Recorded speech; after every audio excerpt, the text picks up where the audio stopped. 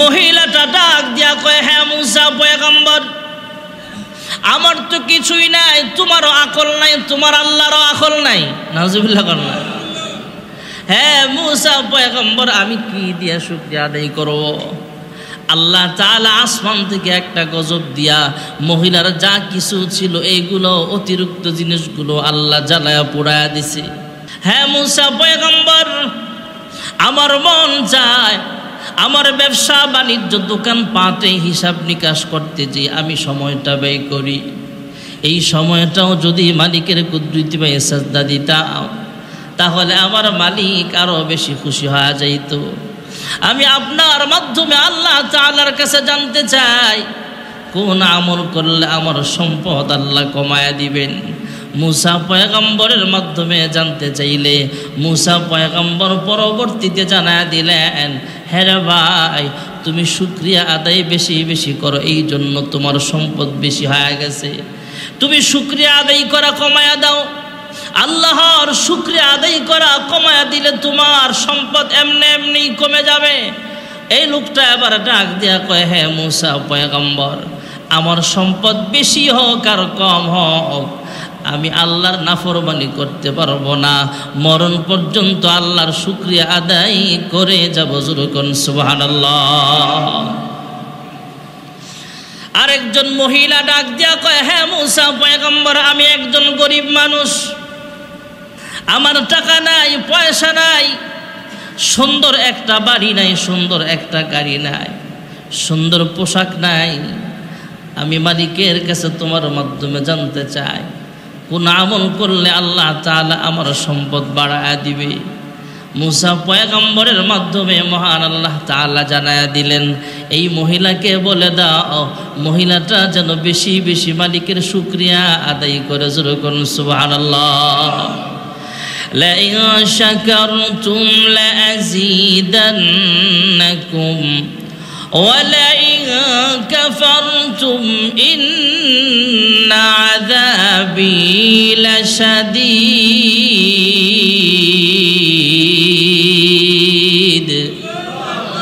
মহান আল্লাহ রাব্বুল আলামিন জানায়া দিলেন, হ্যাঁ মুসা কালিমুল্লাহ, তুমি এই লোকটারে জানায়া দিন সে যেন বেশি বেশি মালিকের শুকরিয়া আদায় করে। এই লোকটা আবার ঘর থেকে বের হয়ে ডাক দিয়া কয়, হ্যাঁ মুসা, আমার তো কিছুই নাই, আমি শুকরিয়া আদায় করব কিভাবে? নাউজুবিল্লাহ। আমি আপনাদের জিজ্ঞেস করি, একটা লোকের হাত আছে, পা আছে, একটা ছোট্ট ঘর আছে, জীর্ণ শীর্ণ পোশাক কম দামি হলেও আছে, আচ্ছা বলেন তো এই লোকটার শুকরিয়া আদায় করার মতো কিছু আছে না নাই?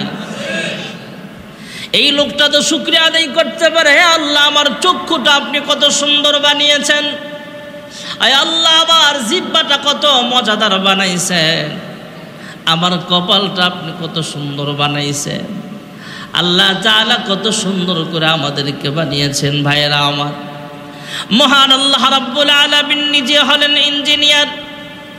আল্লাহ তাআলা ফেরেশতাদেরকে বলে, হ্যাঁ ফেরেশতারা তোমরা আদমের বডি বানাও। ফেরেশতারা জিজ্ঞেস করে, হ্যাঁ মালিক আদমের বডিটা কেমনে বানাইলে আপনি খুশি হবেন? আল্লাহ তাআলা নিজেই ইঞ্জিনিয়ার, আল্লাহ জানায়া দিলেন এইভাবে এইভাবে তোমরা আদমের বডি বানাও। আয় আল্লাহ আদমের দুইটা হাত কেমনে বানাইলে আপনি খুশি হবেন? আল্লাহ নিজে হলেন ইঞ্জিনিয়ার, জানায়া দিলেন এইভাবে বানাও। ফেরেশতারাও বানালেন।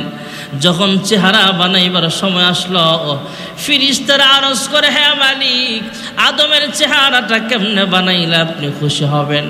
আল্লাহ ডাক দিয়া কয়, হ্যাঁ ফেরেশতারা রে, আবার মুহাব্বতের মাখলুক, আদরের মাখলুক আদমের চেহারাটা তোমরা বানাইলে হবে না, আমি আল্লাহ নিজ কুদরতি হাত দিয়া আদমের চেহারাটা বানাতে চাই। আল্লাহ রাব্বুল আলামিন জানায়া দিলেন, হ্যাঁ ফেরেশতারা রে, তোমরা যদি আদমের চেহারা বানাও, তোমরা যদি মানুষের চেহারার আকৃতি করো, তোমাদের চেহারা একজনের চেহারা আরেকজনের চেহারার সাথে মিল হয়ে যেতে পারে। যমজ দুই ভাই, তারপরও এদের চেহারার ভিতরে কোনো না কোনো বেমিল আল্লাহ রাইখা দিছে। একজনের চোখের ফিঙ্গারিং এর সাথে আরেকজনের চোখের ফিঙ্গার মিলবে না, একজনের চেহারার ফিঙ্গারের সাথে আর একজনের চেহারার ফিঙ্গার কোনোদিন মিলবে না। আল্লাহ তাআলা একটু হলো বেমিল বানায় দিছে। আল্লাহ ডাক দিয়া কয়, হ্যাঁ ফেরেশতারা রে, আব্দুল করিমের চেহারা যদি আব্দুল সাত্তারের চেহারার মতো হয়ে যায়, একজনের কারণে আরেকজন হাসরের ময়দানে ফেসে যেতে পারে, তোমাদের চেহারার বেমিল হয়ে যেতে পারে। হ্যাঁ ফেরেশতারা রে, বিভিন্ন কারণে তোমাদেরকে দিয়ে আদমের চেহারাটা আমি বানাইতে চাই না, আমি আল্লাহ নিজ কুদরতি হাত দিয়া বানাবো। মহান আল্লাহ রাব্বুল আলামিন কুদরতি হাত দিয়া ডইলা ডইলা আদমের চেহারাটা বানালেন। এবার চারটা দামি জিনিসের কসম খেয়ে আল্লাহ তাআলা বলেন, ওয়াত্তিনি ওয়াজ্জাইতুন ওয়া তুরি সিনিনা ওয়া হাযাল বালাদিল আমিন।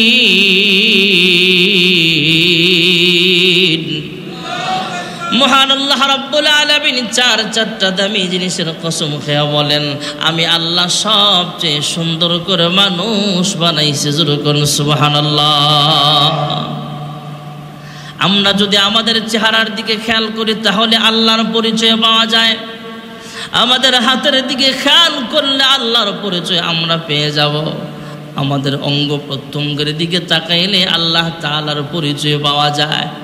একটা মানুষের কিচ্ছু নাই, গরিব মানুষ, কিন্তু তাকে যে আল্লাহ মানুষ বানাইছে এই ব্যাপারেও আল্লাহর কাছে শুকরিয়া আদায় করা লাগবে। আয় আল্লাহ, আমার জঙ্গলের হাতি বানাইলে পারতা, আয় আল্লাহ আমাকে কুকুর বানাইলে পারতা, আয় আল্লাহ আমার শুয়োর বানাইলে পারতা, আয় আল্লাহ আমাকে গাধা বানাইলে পারতা, আমাকে বকরি বানাইলে পারতা, উট বানাইলে পারতা, আমাকে সাপ বিচ্ছু বানাইলে পারতেন, আমাকে তো আপনি গাছ গাছালি বানাইতে পারতেন, আমাকে তো চন্দ্র সূর্য বানাইলে পারতেন, আমাকে তো তারকা বানাইলে পারতেন, আয় আল্লাহ আমাকে ফেরেশতা বানাইলে পারতেন, জিন বানাইতে পারতেন। আয় আল্লাহ তা না কইরা আশরাফুল মাখলুকাত বানাইছেন, এই জন্য আপনার কাছে শুকরিয়া জানাই। সুবহানাল্লাহ। আমাদের শুকরিয়া আদায় করার অনেক কিছু আছে। আমরা যারা শেষ নবীর উম্মত, আমরা তো আল্লাহর কাছে শুকরিয়া আদায় করতে পারবো। আল্লাহ, যদি নবী দেখি নাই, যদিও পয়গম্বরের চেহারা সরাসরি আমরা দেখি নাই, সাহাবী হতে পারি নাই, তবে আল্লাহ শেষ নবীর উম্মত আমাকে বানাইছেন। আমারে তো মুসা নবীর উম্মত বানাইলেও পারতেন, আমাকে তো ঈসা নবীর উম্মত বানাইলেও পারতেন, আমাকে তো নূহ পয়গম্বরের উম্মত বানাইলেও পারতেন, আমাকে আদম পয়গম্বরের উম্মত বানাইলেও পারতেন। আয় আল্লাহ, আমাকে এমন নবীর উম্মত বানাইছেন হাসরের ময়দানে যেই নবীর উম্মত জান্নাতে প্রবেশ করার আগে অন্য কোন নবীর উম্মত জান্নাতে ঢুকার অনুমতি পাবে না। জোরে করুন সুবহানাল্লাহ। এটাও একটা শুকরিয়া আদায় করার ব্যাপার। আলহামদুলিল্লাহ বলেন। আমরা তো শুকরিয়া আদায় করতে পারি, আল্লাহ আমাকে তাওরাত আমাদেরকে দিলে পারতেন, জাবুর দিলে পারতেন, ইনজিল শরীফ দিতে পারতেন, সহিফে আদম দিতে পারতেন। আমাদেরকে এমন একটা কিতাব দিয়েছেন, আসমানি যত কিতাব আছে সবচাইতে সেরা কিতাব হলো আল কোরআন। জোরে করুন সুবহানাল্লাহ। তাহলে শুকরিয়া আদায় করার মতো কোনো না কোনো নিয়ামত আমাদের ভিতরে আছে না নাই? আমরা যখন আয়নায় চেহারা দেখব, আল্লাহর হাবিব রাহমাতুল্লিল আলামিন আমাদেরকে দোয়াও শিখায়া দিয়েছেন, আল্লাহুম্মা হাসসানতা খালকি ফাহাসসিন খুলুকি। আয় আল্লাহ, আমার চেহারাটা যেমন সুন্দর বানাইছ, আমার অন্তরটা এমন সুন্দর বানায় দাও। সুবহানাল্লাহ। মুসা নবী ডাক দিয়া কয়, হে মহিলা, তোমার যতটুকু আছে ততটুকুর ভিতরে আল্লাহর দরবারে শুকরিয়া আদায় করো, তাহলে মহান আল্লাহ তাআলা তোমার নিয়ামত বাড়ায় দিবে। শুকরিয়া আদায় করলে নিয়ামত বাড়ায় দিবেন কে? قال رسول الله صلى الله عليه وسلم أفضل الذكر لا إله إلا الله وأفضل الدعاء الحمد لله। সবচেয়ে উত্তম জিকির হলো লা ইলাহা। বলেন সবাই লা ইলাহা ইল্লাল্লাহ। পৃথিবীর সেরা জিকির। সমস্ত নবীরা, সমস্ত পয়গম্বর আলাইহিমুস সালাম এই কালেমার দাওয়াত দিয়েছেন, কুলু লা ইলাহা ইল্লাল্লাহ। সুবহানাল্লাহ বললাম। ও আফদালুদ দুআ আলহামদুলিল্লাহ। এবং পৃথিবীর সবচাইতে দামি দোয়ার নাম হলো আলহামদুলিল্লাহ। কি? আরো জোরে কোন না? এটাই শুকরিয়া আদায়। আয় আল্লাহ, আমার দুইটা হাত আপনি দিছেন, আলহামদুলিল্লাহ। আল্লাহ, আমার তো দুইটা পা আছে, অনেক মানুষের তো পাও নাই। এই পায়ের দিকে তাকায় একটু পায়ের শুকরিয়া আদায় করেন না? আমরা যে নামাজ পড়ি প্রত্যেকটা অঙ্গ প্রত্যঙ্গর শুকরিয়া আদায় হয়। সুবহানাল্লাহ বলেন। নামাজের ভিতরে আমাদের প্রত্যেকটা অঙ্গ ঝুঁকায় দেই, হাত নিচে রাখি, নাকটা নিচে রাখি, কপালটা নিচে রাখি, নজরটা নিচে রাখি, পায়ের আঙ্গুলগুলো নিচের দিকে, সব কিছু ঝুঁকায়া আল্লাহকে বলি, আল্লাহ তোমার কুদরতি পায়ে আমরা সেজদা দিচ্ছি। সুবহান রাব্বিয়াল আলা। একটা সেজদার দাম আসমান জমিন সব কিছুর চাইতো আরো বেশি দামি। একটা সেজদার দাম। আমরা দেখেন না নামাজের ভিতরে, এই যে মাহে রমজানে আমরা তারাবির নামাজ আদায় করলাম, এর ভিতরেও 14টা সেজদা ছিল, আয়াতে সেজদা। হাফেজ সাহেবরা যেই রাকাতে সেজদা ছিল, ওই রাকাতের আগে যখন কেরাত শুরু হবে, আমরা যখন নামাজ শুরু হবে তখন বলে দেয় প্রথম রাকাতে বা দ্বিতীয় রাকাতে আয়াতে সেজদা আছে, আলাদা একটা সেজদা। এই সেজদাটার দাম আছে। আপনি মসজিদে আসলেন, খেয়াল করবেন, আপনি অজু করতে করতে নামাজের টাইম হয়ে গেছে, ইমাম সাহেব দাঁড়ায় গেছে, এক রাকাত শেষ, রুকু শেষ, আপনি মসজিদে ঢুকলেন, আইসা প্রথম রাকাতের রুকু পান নাই, তার মানে প্রথম এক রাকাত পান নাই আপনি। এখন হুজুরে প্রথম সেজদা আছে, আপনিও কাতারের কাছাকাছি চলে আসছেন, ভাবতেছেন হুজুরে যখন দ্বিতীয় রাকাতের জন্য দাঁড়াবে তখন আমি হুজুরের সাথে আল্লাহু আকবার বলে ইক্তেদা করব, পরে তো এক রাকাত কাজা আবার পড়াই লাগবে নিজে নিজে, অসুবিধা নাই। না, আপনি এটা না করে আরেকটা কাজ করতে পারেন, যেটা আমিও করি। সেটা হলো, হুজুরে প্রথম সেজদায় আছে, আরেকটা সেজদা দেওয়ার সময় আপনার আছে, আপনি ইচ্ছা করলে ইমাম সাহেবের সাথে একটা সেজদা দিতে পারেন। এই সেজদাটা না দিলেও আপনার যেমন 3 রাকাত পড়তে হবে, আরেক রাকাত এক্সট্রা পড়তে হবে পরে ইমাম সাহেব সালাম ফিরানোর পরে, আবার এই সেজদাটা দিলেও পড়া লাগবে, না দিলেও পড়া লাগবে। তার মানে এই সেজদাটা আলাদা সেজদা, মানে এক্সট্রা একটা আমল। আপনি চাইলে মসজিদে ঢুকে গেছেন, হুজুরের প্রথম সেজদা শেষ, দ্বিতীয় সেজদায় যাবে, আপনি আল্লাহু আকবার বলে ইমাম সাহেবের সাথে যোগ দিয়া একটা সেজদা দেন না, হতে পারে এই উসিলায় আল্লাহ আপনাকে মাফ করে দিছে। এক বুজুর্গ মারা গেছে, মারা যাওয়ার পরে আরেকজন স্বপ্নে দেখে, কিরে তোমারে কোন আমলের কারণে আল্লাহ মাফ করছেন?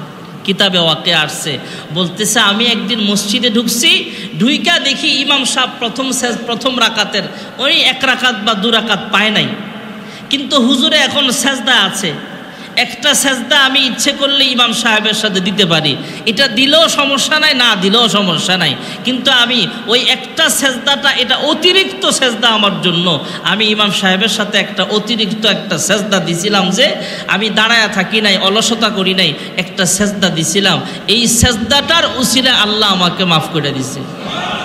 কি বলবেন? কার? আল্লাহ ভালো জানে। এই জন্যে শুকরিয়া আদায় করবো কার? এই জন্যই তো 5 ওয়াক্ত নামাজ, এই জন্যই তো 5 ওয়াক্ত নামাজে বারবার আমরা শুধু তিলাওয়াত করি, আলহামদুলিল্লাহি রাব্বিল আলামিন। সমস্ত প্রশংসা জোরে বলেন কার? আমরা মালিকের শুকরিয়া আদায় করব।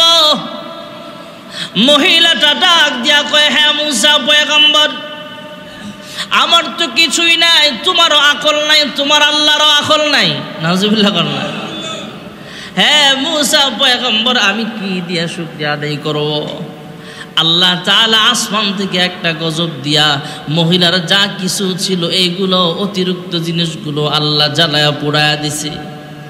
হযরতে মুসা পয়গম্বরের মাধ্যমে আরেকটা লোক আল্লাহ তাআলার কাছে জানতে চাইলেন, হে মূসা পয়গম্বর, আমারে কোন কাজের জন্য আল্লাহ তাআলা আমাকে সৃষ্টি করেছেন? কয় কি হয়েছে বলো? কয় আমার দুইটা হাত নাই, আমার দুইটা পাও নাই। আমারে কোন কাজের জন্য আল্লাহ আমাকে বানিয়েছেন একটু জানবার চাইছিলাম। এই লোকটাকে আল্লাহ কেন বানাইছেন আল্লাহর কাছে জানতে চাইলে মহান আল্লাহ তাআলা জানায় দিলেন, হে মূসা পয়গম্বর, যাওয়ার সময় জানায় দিও আমি আল্লাহ তাআলা এই লোকটাকে জাহান্নামের একটা ছিদ্র ফিল আপ করার জন্য বানাইছি। সুবহানাল্লাহ। একটা কাজের জন্য বানাইছে, কিন্তু কাজটা ভালো না, তো কাজটা তো ভয়ঙ্কর খারাপ। জাহান্নামে দেওয়ার জন্য বানাইছেন। জান্নাত আর জাহান্নামের মাঝে একটা ছিদ্র আছে, এই ছিদ্রটা ফিল আপ করে দিবেন। এই লোকটা শোনা মাত্র জবান খুলে ডাক দেয়া কয়, আল্লাহ, আমি ভেবেছিলাম আমার দুইটা হাত নাই, আমার দুইটা পা নাই, আমি হেঁটে হেঁটে মসজিদে যেতে পারি না, আমি দুইটা হাত দিয়া কাজকর্ম করে খেতে পারি না। আয় আল্লাহ, ভেবেছিলাম আমার চাইতে অসহায় মানুষ মনে হয় জমিনে আর কেউ নাই, আমারে বুঝি বেহুদাই আপনি এমনি সৃষ্টি করেছেন। এখন দেখি বিশাল একটা কাজের জন্য আমার বানাইছেন, এই জন্য আপনার কাছে শুকরিয়া আদায় করি। সুবহানাল্লাহ। এটা আমাদের দ্বারা তো সম্ভব না যে আল্লাহ জাহান্নামে দিবে তাও শুকরিয়া আদায় করা, কিন্তু লোকটার আল্লাহ তাআলা তার মাথায় এমন বুদ্ধি দিছে, সে বুদ্ধি খাটায় আল্লাহকে ডাক দেয়া কয়, আল্লাহ আমার জাহান্নামে দাও, অসুবিধা নাই। সুবহানাল্লাহ। এই লোকটা জবান লড়ায় লড়ায় বলে, হ্যাঁ মালিক, হ্যাঁ পরওয়ারদিগার আলাম, আমার জাহান্নামের আগুনে জ্বালাইবা, কোনো অসুবিধা নাই, তবে আমার দেহটাকে এত লম্বা বানায় দিও, আমার দেহটাকে এত মোটা তাজা বানায় দিও, আমার একার দ্বারা যাতে জাহান্নামটা ফিল আপ হয়ে যায়, জমিনের কোনো অন্য মানুষ যাতে জাহান্নামের আগুনে জ্বলা না লাগে। সুবহানাল্লাহ। আয় আল্লাহ, আমার দেহটা এত মোটা বানায় দিও, আমার দেহটা এত লম্বা বানায় দিও, জাহান্নামের সাইজের যেন হয়ে যায়, পুরাটা জাহান্নাম আমার একার দ্বারা ভরপুর বানায় দিও। আসমানের নিচে জমিনের উপরে যত মানুষ আসবে পৃথিবীতে, তোমার অন্য কোনো বান্দা বান্দি যেন জাহান্নামের আগুনে জ্বলা না লাগে, আমি একাই জ্বলবো, তারপরেও তোমার বান্দা বান্দিদেরকে জাহান্নামের আগুনে জ্বালাও না। এই কথাগুলো মহান রব্বুল আলামিনের কুদরতি আওয়াজগুলো যখন আল্লাহ তাআলা শুনলেন, মহান রব্বুল আলামিনের দরবারে আওয়াজগুলো কবুল হয়ে গেছে, কথাগুলো পছন্দের হয়ে গেছে। এই লোকটাকে মহান আল্লাহ তাআলা সুস্থ বানায় দিছে, এই লোকটার দুইটা পা আল্লাহ দিয়া দিছে, এই দুইটা হাতও আল্লাহ তাকে দান করে দিছে। যেরকম সুবহানাল্লাহ। পরবর্তীতে আল্লাহ তাআলা জানায় দিলেন, হ্যাঁ মূসা, যাওয়ার সময় এই লোকটাকে জানায় দিও আমি আল্লাহ তাকে জান্নাতি বানায় দিছি। আর জোরে কও, আয় আল্লাহ, এই লোকটাকে তো একটু আগে আপনি বলেছিলেন যে এই লোকটা একজন জাহান্নামী, এই লোকটাকে এখন আপনি জান্নাতি ঘোষণা করছেন, কারণ জানতে চায়। আল্লাহ জানায় দিলেন, হ্যাঁ মূসা পয়গম্বর, তুমি যখন এই লোকটাকে জানাইছ, তোমাকে জাহান্নাম আর জান্নাতের একটা ছিদ্র ফিল আপ করার জন্য আল্লাহ বানাইছে। এই লোকটা এমন ভাবে আমি আল্লাহর কাছে শুকরিয়া আদায় করেছে আর বলেছে, আল্লাহ আমার দেহটাকে আপনি এত লম্বা বানায় দিয়েন, এত মোটা তাজা বানায় দিয়েন, আমার একার দ্বারা যাতে জাহান্নামটা ফিল আপ হয়ে যায়, জমিনের অন্য কোনো মানুষ যাতে জাহান্নামের আগুনে জ্বলা না লাগে। আমার কাছে এই লোকটার কথাগুলো জিহ্বাটা লড়ায় লড়ায় আমি আল্লাহর কাছে যে কাঁদছি, এই কথাগুলো আমি আল্লাহর কাছে পছন্দের হয়ে গেছে। আমি আল্লাহ তাআলা এই লোকটাকে ক্ষমা করে দিলাম, আর এই লোকটার নাম জাহান্নামের দফতর থেকে কাইটা আমি আল্লাহ তাআলা জান্নাতীদের খাতার ভিতরে আমি আল্লাহ উঠায়া দিলাম। তাহলে শুকরিয়া আদায় করার দরকার যেরকম আছে না নাই? আমরা শুকরিয়া আদায় করব। এই ঈদের মধ্যে অনেক মানুষ অনেক কষ্টও তো করেছে, এই ঈদের মধ্যে কত গরিব মানুষ কষ্ট আছে না নাই? আরে ধনী মানুষ আমরা তো অনেকে আসি পয়সা রাখবারও জায়গা নাই, ফালাইবারও জায়গা নাই। আজকে এক লোক বলতেছে, হুজুর আমার ওয়াইফরে দিছি বাজার করতে, মার্কেট করতে, রাগারাগি করে। আমার বেগম সাহেবা মার্কেটে গেছে 20,000 টাকা লইয়া, আমার লেগে চয়েস করে একটা গেঞ্জি আনছে। তা আমি কইলাম, এই গেঞ্জি তো আমি গুলিস্তান ভ্যানগাড়ির থেকে 60 টাকা করে কিনি, তুমি আনছো কত দিয়া? কয় 1100 টাকা। কয় টাকা? কথা কন না কেন? 60 টাকার গেঞ্জি কত? দোকানদাররাও মাশাল্লাহ একটা মুচকে হাসি দিয়ে কইব ভাবি। ভাবি আর আফা ছাড়া কথা নাই, বুড়া বেডিরেও কইব ভাবি। বুড়া বেডি তো খুশি, ভাবি আপনারা আমার পছন্দ হয়েছে, আপনার কথাটা আমার বলো ভাল লাগছে, আপনার লেগে শুধু 2000 টাকা, অথচ 200 টাকার মাল। এখন যখন এ কথা কইছে ভাবি আপনার জন্য 2000 টাকা, এই 200 টাকার মাল হোক আর 100 টাকার মাল হোক, এ তো আর কম কইতারে না, এর সাথে 20,000 টাকা আছে না। কয় 1000 টাকা দিবেননি? কয় ভাবি লস হইব। কি লাভ হইব না লস হইব? ভাবি লস হইব, আর একটু বাড়ন লাগবো। পরে 1100 টাকাটা লই আইছে। আচ্ছা, আমরা অনেকেই তো ভাবি যে ঈদ আসলে মনে হয় নতুন কাপড় কিনা লাগবে। কই, আমি তো নতুন একটা পাগড়ি কিনি না ঈদের সময়। আমার কথাটা আমি বলি, আমি ঈদের সময় কিচ্ছু কিনি না আমার জন্য।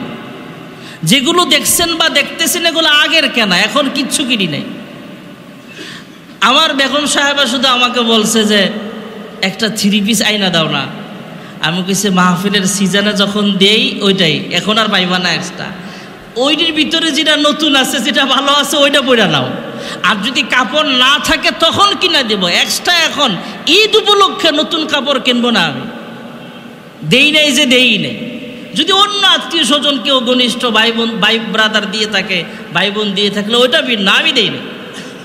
বলার উদ্দেশ্য হলো, আমাদের অনেকের মনে এই কথা জাগে যে ঈদ আসলে মনে হয় নতুন মার্কেটিং করা লাগবে, নতুন পোশাক কিনা লাগবে।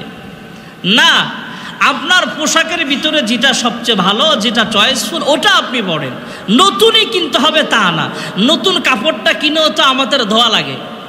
আমরা যে নতুন কাপড় বানাই, আমার বিশেষ করে আমারটা আমি বলি, নতুন কাপড় বানায় কিন্তু সাথে সাথে ব্যবহার করি না। এটাকে একবার ধুইয়া এরপরে ইস্ত্রি দিয়ে তারপরে ইউজ করতে হয়, কারণ এটার ভিতরে অনেকের হাত লাগে, নাপাকেও লেগে থাকতে পারে। কাপড়ের ভিতরে আলাদা রং থাকে, কালার থাকে, মার থাকে। তো এই জন্য আমরা এটাকে একবার ধুয়ে নেব, তারপরে আয়রন করে পরবো, এটা সবচেয়ে ভালো। তো বলার উদ্দেশ্য হলো, আমাদের সমাজের অনেকে আছে, আমরা মার্কেটে তো মাশাল্লাহ পুরুষের চাইতে মহিলাদের ওজনই বেশি ছিল। এরা মনে করতেছে মার্কেটে যায় একজনে, লগে আরো 60 জন যায়। এক দোকানদারের জিগেলাম কি হালাত? কয় হুজুর মহিলারে দিয়ে আরো ভেজাল। আমি কি ভেজাল? কয় হুজুর একজনে একটা 3 পিস নিব, আয়ে 60 জন, লগে আরো 3 জন আয়ে ঘুরতে, পুরোটা দোকান গুট্টালায়। এরপরে লাস্টে কয় কাপড় পছন্দ হয় নাই। এমন ঝামেলা মহিলাদের ভিতরে আছে।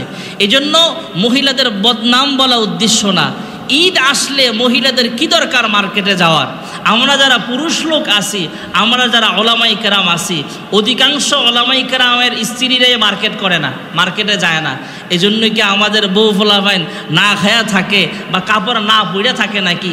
বাসায় যায় দেখেন ওলামাই কেরামদের বাসায় আপনার ওয়াইফের চাইতে আরও ভালো চালায় আল্লাহ, আপনার চেয়ে বেতন কম, আপনার চেয়ে ইনকাম কম, আমার বউ মার্কেটে যায় না, আমার ফোলাফাইন মার্কেটে ঘুরে না, এরপরও আল্লাহ আপনার চেয়ে ভালো রাখে। কেন রাখে?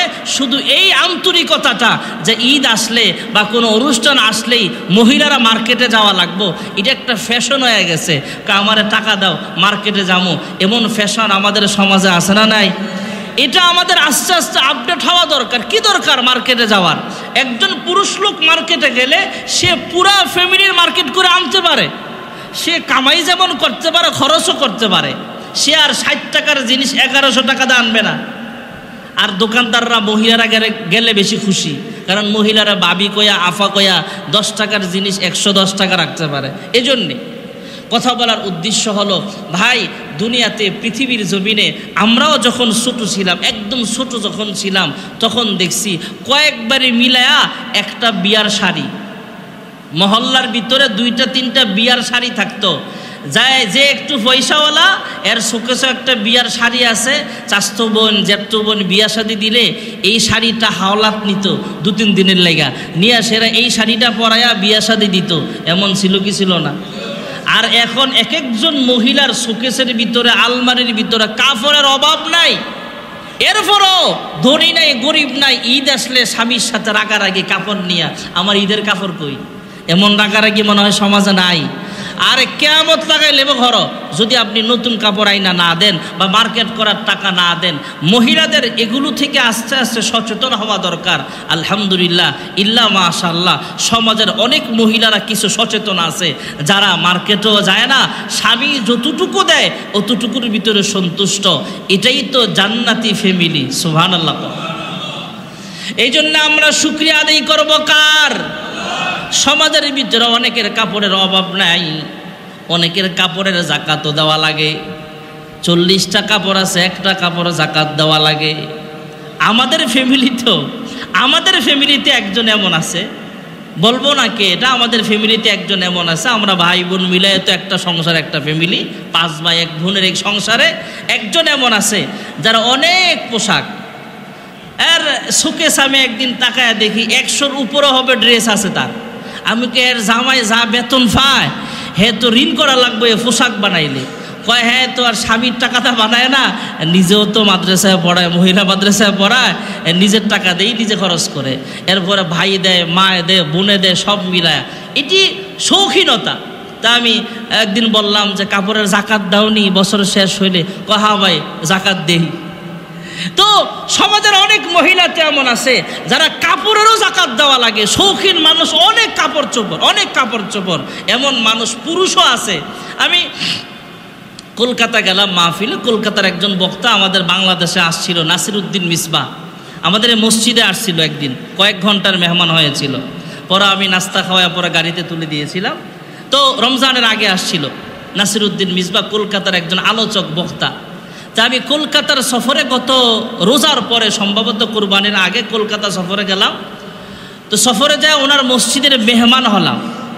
তো ওনার রুমে যায় দেখি ওনার পাঞ্জাবি অনেক, রুমাল অনেকগুলো, রুমাল বিভিন্ন কালারের রুমাল, আর টুপি 100-র উপরে শুধু টুপি। আমি গুনছি নিজে 100-র উপরে শুধু টুপি আছে, বিভিন্ন টুপি বিভিন্ন কালারের। আমি জিজ্ঞেস করলাম, ভাই আপনার কি দোকান আছে নাকি টুপি আর রুমালের? না হুজুর, এই সবগুলো আমার ব্যবহারিক জিনিস। আমি কি আপনি বেতন ফান কত? কয় 12,000 টাকা দেয়, ওই দেশের 12,000 টাকা, মসজিদের ইমামতি। আমি ইমামতি করে 12,000 টাকা পান, এতগুলো টুপি, আপনার টুপির দামও তো হয় না। কয় হুজুর বেতনের টাকা দেয় কি আর টুপির টাকা হইব নাকি? আমার শৌখিনতা, আমার অভ্যাস, বেশি কাপড় চোপড়, বেশি টুপি, বেশি কাপড় চোপড় আমি কিনি, যেটা পছন্দ হয় ওইটাই কিনি। আমি ওকে জাকাত দেন তো, জাকাত হিসাব করে দিয়ে দিয়েন বছর শেষ হলে। বলার উদ্দেশ্য হলো সমাজে অনেক মানুষ আছে এমন যাদের কাপড় চোপড় অনেক, ড্রেস অনেক, পুরুষ হলে টুপি অনেক, পাগড়ি অনেক, পাঞ্জাবি অনেক, লুঙ্গি অনেক, পাজামা অনেকগুলা। আর সমাজে কিছু মানুষ তো গরিবও আছে যাদের কাপড় চোপড় নাই, এমন আছে না নাই? আল্লাহর হাবিব রাহমাতুল লিল আলামিন দুনিয়া চান নাই, পরকালীন নিয়ামত আল্লাহর কাছে বেশি বেশি চাইতেন। এজন্যই তো মহান আল্লাহ তাআলা বলেন, ওয়ালাল আখিরাতু খায়রুল লাকা মিনাল উলা। দুনিয়ার নিয়ামতের চাইতে আমি আল্লাহ পরকালীন নিয়ামত আমি আল্লাহ আরো বাড়ায়া দিলাম। আল্লাহর হাবিবের 2 নাতি হযরত হাসান আর হযরত হুসাইন দুজন মা ফাতেমার কাছে যা বলে, হ্যাঁ মা, ঈদ চলে আসতেছে, নতুন নতুন পোশাক পরে ছোট ছোট বাচ্চারা ঈদগাহে যাবে, সুন্দর সুন্দর পোশাক পরে ঈদগাহে যায়, আমাদের পোশাক কই, আমাদেরকেও নতুন পোশাক কিনা দাও। হাসান হুসাইন ফাতেমার কাছে যখন কথাগুলো বললেন, ফাতেমা ডাক দেয়া কয়, যাও ঈদের আগে আগে তোমাদের জন্য পোশাকের ব্যবস্থা হয়ে যাবে। ঈদের দিন সকালবেলা অথবা ঈদের আগের দিন রাতের বেলা হাসান হুসাইন মাকে ডাক দেয়া কয়, হে ফাতেমা তথা হে মা দুঃখিনী, আমাদের জন্য ঈদের পোশাক কিনে দেওয়ার কথা কোথায় আছে? কয় দর্জির কাছে দেওয়া হয়েছে, দর্জি সেলাই করে তোমাদের জন্য পাঠানোর ব্যবস্থা করে দিবি। এদিক দিয়ে রাতের বেলা ফাতেমাতুজ জাহরা রাদিয়াল্লাহু তাআলা আনহা সাইয়্যিদাতু নিসাই আহলিল জান্নাহ, জান্নাতের মহিলাদের সর্দারিনী ফাতেমা আল্লাহর কাছে ডাক দিয়া কয়, আল্লাহ রাতের বেলা তাহাজ্জুদের মুসল্লায় দাঁড়ায় গেছে, আল্লাহর কাছে দোয়া করে, আল্লাহ হাসান হোসেনকে সান্ত্বনা দিলাম। আমি ফাতেমা দুনিয়া চাই না, পরকাল চাই। এই জন্য তোমার নেয়ামতের শুকরিয়া আদায় করতে যায় আমার মা খাদিজা অনেক পয়সাওয়ালি ছিলেন, তারপরও আমি কোনোদিন অহংকার করি নাই। সব সম্পদ আল্লাহর রাস্তায় যেমন আমার মা ওয়াকফ করে দিয়েছিলেন, আমি ফাতেমাও আল্লাহর রাস্তায় আমার সম্পদ ওয়াকফ করে দিলাম।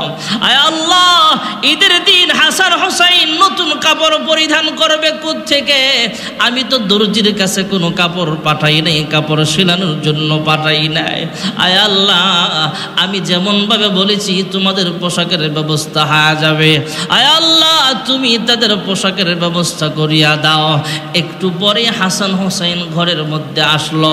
আয়েশা ডাক দেয়া কয়, মা ও মা, দেখো না আমাদের নতুন পোশাক দোকানদার দর্জি বেচারা সেলাই করে আমাদেরকে পরায়া দিয়া গেছে। সুবহানাল্লাহ। পরবর্তীতে এই ঘটনা আল্লাহর হাবিবের কাছে শোনাইলে আল্লাহর হাবিব কয়, ফাতেমা তুমি যখন আল্লাহর কাছে দোয়া করলা, আয় আল্লাহ হাসান হোসেনের জন্য পোশাকের ব্যবস্থা করিয়া দেন, মহান আল্লাহ রাব্বুল আলামিন মানুষের আকৃতি ধারণ করায়া, দর্জির আকৃতি ধারণ করায়া দুইটা জান্নাতি পোশাক দিয়া জিব্রাইলকে হাসান হোসেনের সামনে আল্লাহ পাঠানোর ব্যবস্থা করেছে। এজন্য নবী পরিবারও গরিবী হালাত ছিল, দুনিয়া চায় নাই। আমাদের সমাজে অনেক গরিব আছে, পোশাক কেনার টাকা নাই। আজকে আপনি জানছেন এই গরিবটার পোশাক নাই, কিনে দেন না, আপনি একটা পোশাক কিনে দেন। হয়তো আপনি 500 টাকা খরচ করলেন, তার কাছ থেকে আপনি অনেক দোয়া পাবেন। এমন গরিব সমাজের ভিতরে এখনো আছে। ভাইয়েরা আমার, বন্ধুরা আমার, এই ঈদে আমরা আনন্দ করতেছি, আমরা অনেকে আনন্দ করতে যা ভাইয়েরা আমার, বন্ধুরা আমার, অনেক পয়সা তো আমরা এমনি খরচ করে ফেলি। একটু গরিবের খবর নেওয়া। আর আল্লাহর নবী তো এমনও বলেছেন, তুমি যখন তোমার ঘরে একটু তরকারি পাকাইবা, তোমার ঘরে একটু রান্না তরকারি গোশত পাকাইবা, তখন এই গোশতের ভিতরে ঝোল বাড়ায়া দাও। কারণ তোমার প্রতিবেশী গরিব যে আছে, এর গোশত না দাও, একটু আলু একটু ঝোল দাও না, সে এটা দিয়েই 1 প্লেট ভাত খাইয়া ফেলবে। সুবহানাল্লাহ কন্যা মিয়া। গ্রামে এই জিনিসটা এখনো আছে, শহরেও আছে। প্রতিবেশী যারা আন্তরিকতা আছে, একজন আরেকজনের বাসায় তরকারি পাঠায়, ভালো রান্না করলে পাঠায়। বিশেষ করে গ্রামে এখনো আছে যারা একটু মন মানসিকতা ভালো, তরকারি একটু বাড়ায় রান্ধে, প্রতিবেশী গরিব মানুষের ঘরে পাঠায় দেয়। এটাই আন্তরিকতা। কাকে আল্লাহ কোন উসিলায় মাফ করে বলা যায় না। এজন্যই সব হালতে গরিব হই, ধনী হই, পয়সাওয়ালা হই, সুন্দর হই, কালো হই, যেই লেভেলে আসি, যেই পজিশনে আসি, আমরা শুকরিয়া আদায় করব কার? এই জন্যে এই ভাষাটা আল্লাহর হাবিব আমাদেরকে শিখিয়েছেন। আফজালুদ দুআই আলহামদুলিল্লাহ। পৃথিবীর সবচেয়ে শ্রেষ্ঠতম দোয়া হলো আলহামদুলিল্লাহ। আল্লাহ রাব্বুল আলামিন আমাদের সকলকে হর হালতে আল্লাহর প্রতি শুকরিয়া আদায় করে চলার তৌফিক আল্লাহ দান করেন। সকলে বলে আমিন।